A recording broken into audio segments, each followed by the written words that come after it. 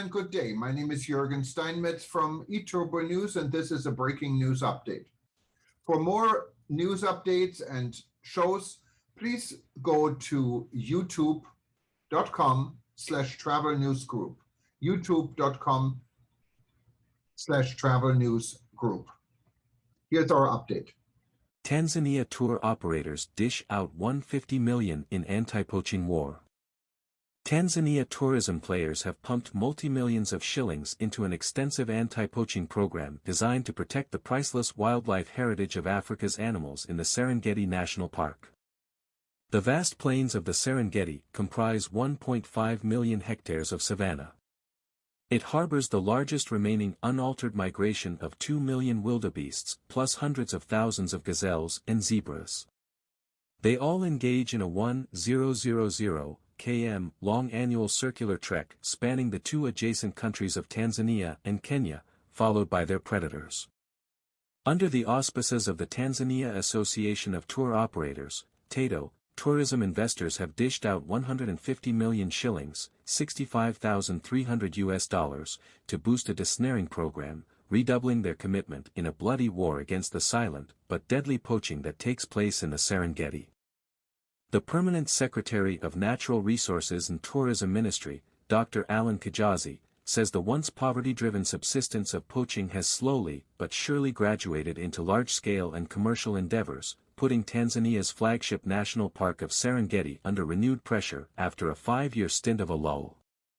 This forgotten form of poaching responsible for mass wildlife killings in the Serengeti has prompted tourism stakeholders to chip in and establish a desnaring program in mid-April 2017, under a public-private partnership (PPP) model involving Tanzania National Parks, TANAPA, Frankfurt Zoological Society, FZS, and themselves. Handing over the 150 million shillings check from TATO to the FZS, implementing the desnaring program, the Natural Resources and Tourism Minister, Dr. Damas Ndambaro, extolled the stakeholders for putting their money where their mouths are. "I'm sincerely thanking TATO for this incredible initiative to support this anti-poaching drive. This move will guarantee the safety of our precious national park and the priceless wildlife within," Dr. Ndambaro noted. He vowed to work hand in hand with TATO in furthering the conservation drive and developing the tourism industry. TATO chairman, Mr. Wilbard Shambulo, said that before the COVID-19 pandemic outbreak, tour operators used to voluntarily contribute a single dollar they received per tourist, but owing to the wave of the pandemic, the investors had to close their facilities and send all their staff back home.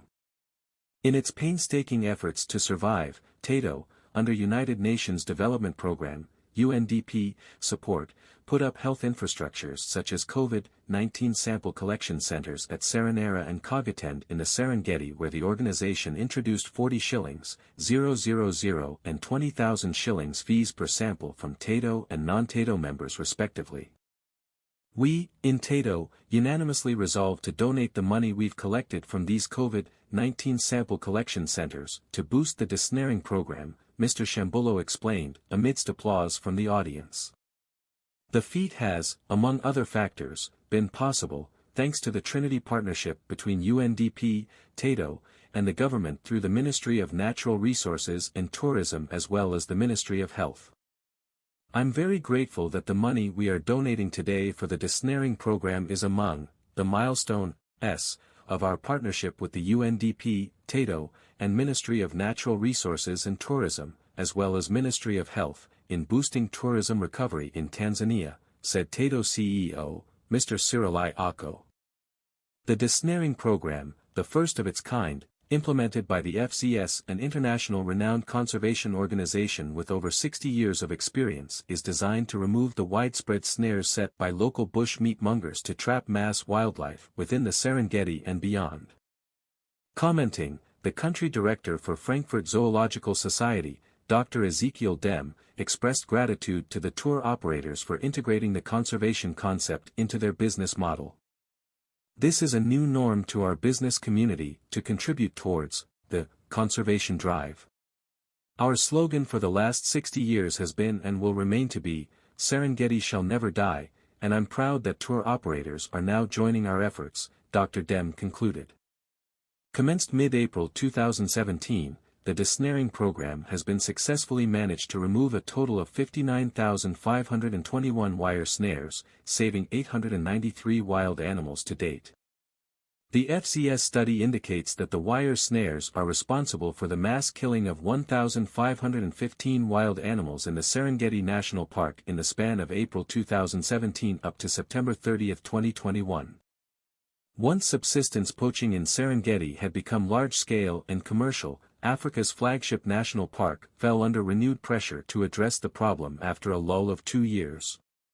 Wildlife in the Serengeti, a World Heritage Site, had started to recover from a decade-long ivory poaching spree, which almost brought the elephant and rhino populations to their knees. The Tanzanian Wildlife Research Institute, TAWIRI, conducted the Great Elephant Census in 7 key ecosystems from May to November 2014 when it was discovered that the poachers' bullets had assassinated 60% of the elephant's population in just 5 years. In actual figures, the final results of the census revealed that Tanzania's elephant population dropped from 109,051 in 2009 to merely 43,521 in 2014, representing a decline of 60% over the period under review.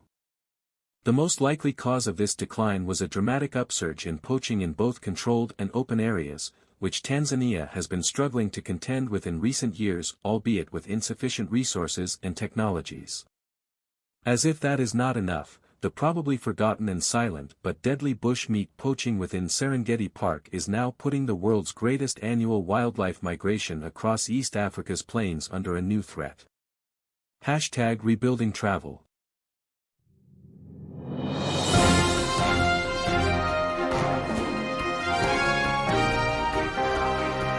Thank you for listening to our news update. There's more on youtube.com/travel news group, or you can read us, of course, in going to our news portal at eTurboNews.com or travelnews.online.